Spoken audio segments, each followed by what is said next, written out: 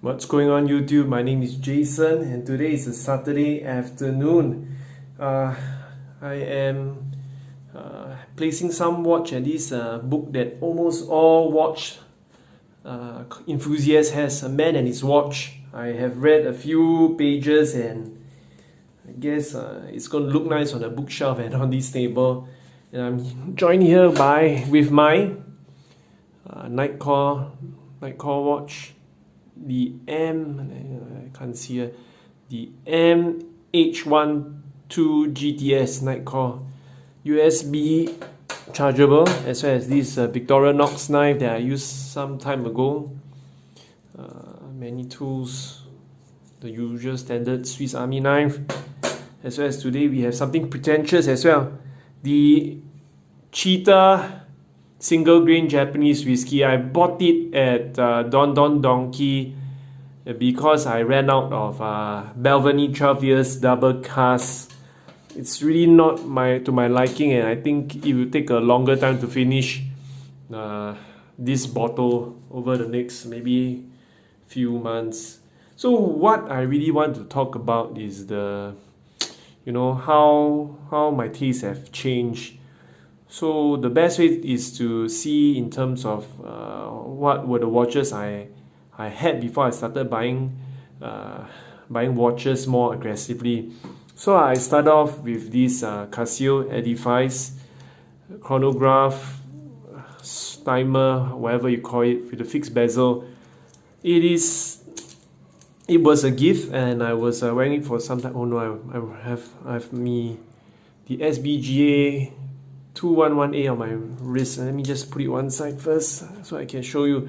So the point I want to talk about, drive about for the Casio Edifice, which was a gift, is that it has its shortcoming, but it is a gift and I can't really sell or throw it away. It's its lugs, it's integrated lugs. It's very uncomfortable. Actually makes the watch, it prevents the watch from sitting well on my wrist. It looks, even though the fixed bezel is of a smaller diameter, you can see that the whole watch seems to jut out because it doesn't taper down nicely because of how the bracelet is shaped. So I mean, after all, it's a gift. I didn't buy any watch. It's good enough for a beater watch when I was in my university. Then came the next gift, this Seiko Premier Kinetic black strap. I did wear it quite frequently in the initial stages, especially for all the formal occasions like my job interview.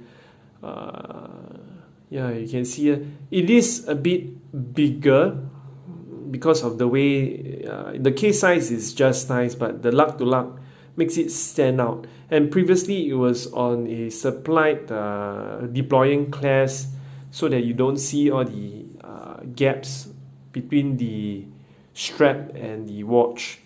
But it had some issues because eventually it peeled off and I had to go back to Seiko to get the replacement. It cost me about $100 for the leather strap from Seiko. I think I paid this amount twice in my life. So then came 2016. I decided, I need to buy these two watch. One of the watch was the two-tone Edifice that if you actually watched my previous video, you see that it was really gaudy looking. So the decision process then was that, aside from the two-tone Edifice, was that I had a beater, I had a so-called sports watch. I have a formal watch in black strap. So as with all decent working class young professional, you have to cater for the eventuality. You have something you're going to wear something with brown belt and brown shoes, and so you need a brown colored strap watch. So this was the decision. I bought this from the G Factory at Takashimaya. I went there with one of my friends, Eric, who had some store discount. This came out to be about 200 plus Sing dollars. Sapphire crystal, multi function with the world, time, and alarm, which I've never got it quite right. And the sunburst dial. What size? How was the size? The size was also alright. It's almost the way the lux, the lux to lux dimension is almost the same as the Edifice, if I'm not wrong. So where am I trying to drive at? You see, so in the initial stages, it was very well thought out. It was driven by considerations of how do the watches fit into my overall wardrobe. Sports watch, black strap for black belt days and black shoes, and then now expanding the possibilities of brown belt with brown shoes. So this watch. So then came 28. So let's backtrack a bit. Immediately after buying this watch, I went to Japan, and I was in Japan. I didn't buy any watch, even though I think in one of the departmental stores. Actually, it was quite a regret because I think you can get it much cheaper in Japan. The variety is really much wider. Of course, I didn't know better then. So never mind. So then came 2018. What happened really in 2018 was that I guess you can call it a midlife crisis. I think the dates do match, and I decided that come on, let's splurge a bit, indulge in some retail therapy. So what should I get? So of the watches that I was considering, I was in fact considering a Seiko, what's it called? Seiko Monster. Let me see if I can pull it up on the screen later. The Monster really looks, for those of you who are very familiar with the Seiko range of watches, you know that the Seiko Monster has very big case size.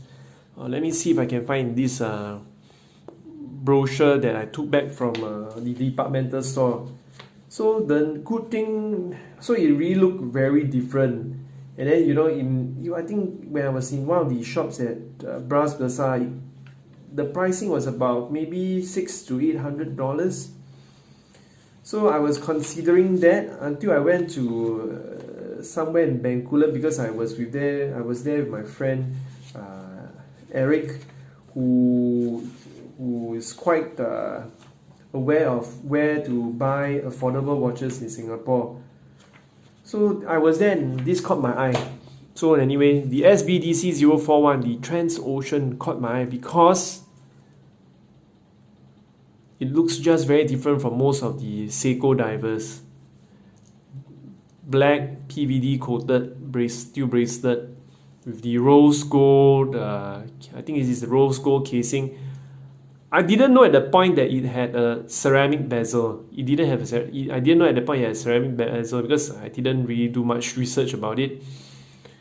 So I think after anguishing for a while, I decided to buy this. I bought this SBDC. Okay. So in some sense, it is a big watch. You can see it's actually quite a thick watch. But because of how the lux taper and there's a sufficient cushion, it doesn't feel very big when you actually wear it. I think so far only one of my friends asked if it's PVD. The bracelet is coated with some vapor, so it gives it its black color look. My wife asked me if this was actually a plastic bracelet. That's very interesting. So you see, from the points where I diverged. Initially, my consideration for buying a watch was really to my overall get up, what I already have. Then eventually, it became a case of I bought this because I was frustrated and really wanted something that to stand out a bit. It's really, in terms of price point, if you go and do a quick check, this is perhaps about 2 to 3 times more than a Monster. Do I really regret buying this? Well, yes and no. Why would I regret it? Because maybe again, longer term, I realized divers are not for me. I probably should have got something with a fixed bezel like this Snowflake, which I eventually bought. Why didn't I regret it? Because overall it really matched what I was looking for in the new watch purchase. So just to conclude this rambling video, just wanted to share some thoughts about evolution of a watch collector. I'm really going through the phase of consolidating my collection. So the next phase really is to go through a more deliberated thought process.